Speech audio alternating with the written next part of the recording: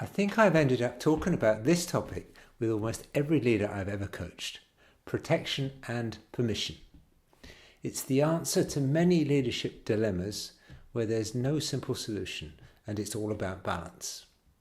It applies equally well to managing yourself, to leading individuals, and to guiding teams or entire organizations. When you give permission, you encourage people to step outside their comfort zone. You're saying, you can do that thing, where that thing might be your child's first bike ride without training wheels. Or it might be saying to someone slightly older, of course you can give a TED talk.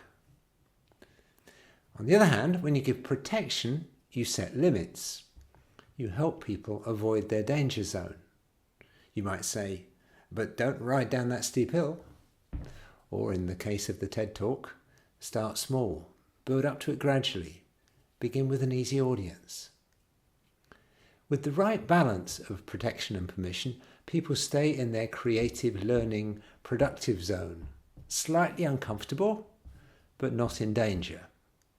Like me right now, recording this video. A common mistake leaders make is to forget one side of the equation.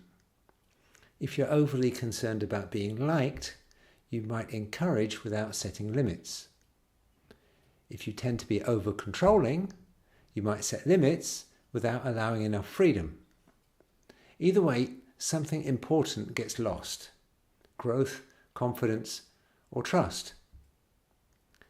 So, viewed simply, protection and permission form simply a 2-point leadership checklist.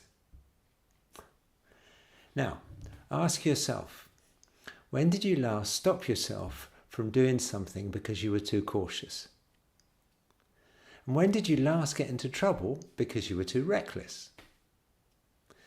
Then ask the same 2 questions, but this time think about situations where you were responsible for somebody else's performance and/or well-being.